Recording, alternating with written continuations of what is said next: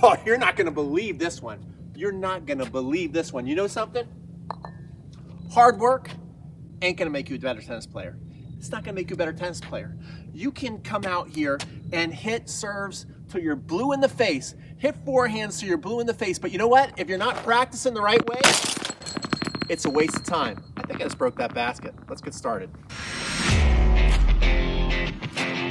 Now I know what you're thinking. You're probably thinking, well, but coach, whenever I watch TV and they talk about the great Rafael Nadal and Novak Djokovic and Serena Williams, always talk about their work ethic and how hard they work. And when I take lessons with my coach, he's always telling me, or she's always telling me, I need to work hard, work harder, and then I'll get better. Are they lying to me? Well, kinda. Now look, I'm not saying that hard work won't make you a better tennis player and that it's not important. That's not what I'm trying to tell you. What I'm trying to tell you though is that hard work alone definitely reaches a point of diminishing returns.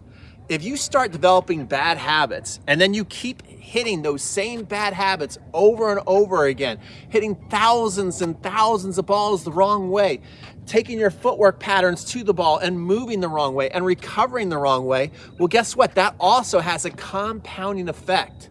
So what you need to learn how to do is what the pros do. They work hard, but they also work smart. So if you can work hard and smart, that equals being a great tennis player. So how do you do that? I'm gonna explain some of the things that people do wrong so you can start doing them right. So think about it. Let's forget about the pros. The pros are obviously good, but this might apply to you or definitely a ton of people at your club. Have you noticed that there's a batch of players at your club? Maybe most of the players at your club, you see them on the 3-5 or 4-0 team and you see them there year after year after year. And every time you walk in and you watch them play, you might see them have a good day or a bad day, but in general, they pretty much play the same way. You don't really see a noticeable change.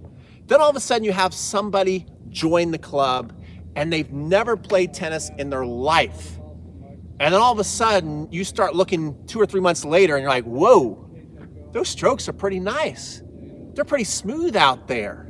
Wow, the ball is actually starting to go in. Then like 2 years later, they've surpassed you and most people at the club. How in the world can this possibly happen? It's not just about them outworking you. They're doing something different than you're doing if you've noticed this happen to you. So I'm gonna illustrate perfectly how this happens to you with a story. I remember probably about 4 or 5 years ago, I went to New Hampshire to coach a group of tennis players. And many of them have been playing 30 plus years. And to be honest, their technique was not that great. It was not that great. They had very choppy strokes. You tried to teach them something new and it was very, very, very hard for them to even comprehend how to implement that in their game.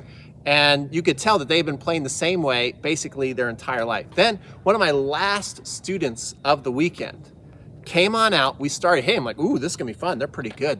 They must have grew up playing junior tennis because their stroke looked very similar to my stroke. The ball was spinning in the way my ball. So I'm like, this is gonna be a great, fun lesson. Finally, I've got somebody who's like a really, really strong player.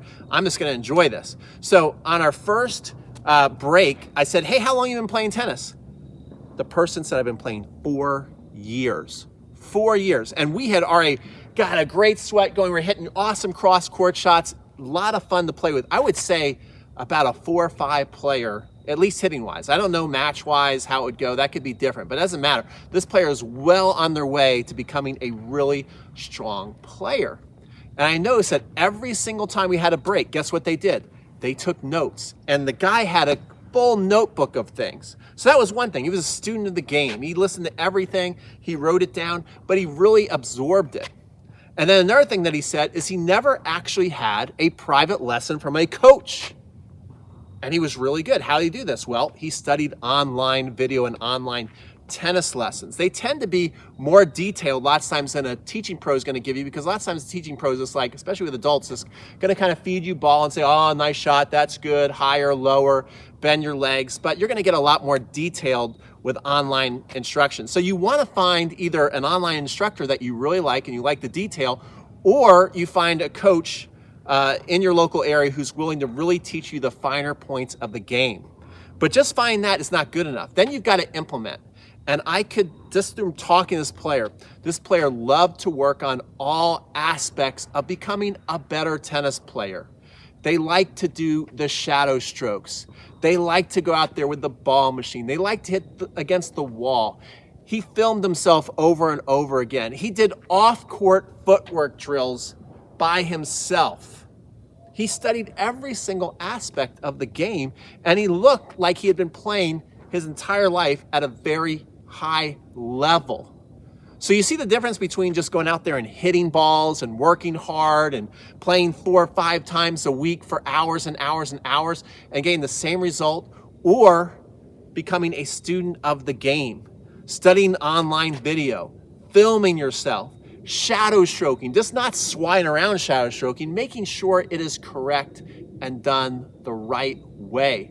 If you do this, then you have a shot of being the player that you dream of being. I hope this has made a lot of sense. If you like this video, give this video a like, share it with your friends, and consider subscribing if you want to learn how to become the best tennis player you can be.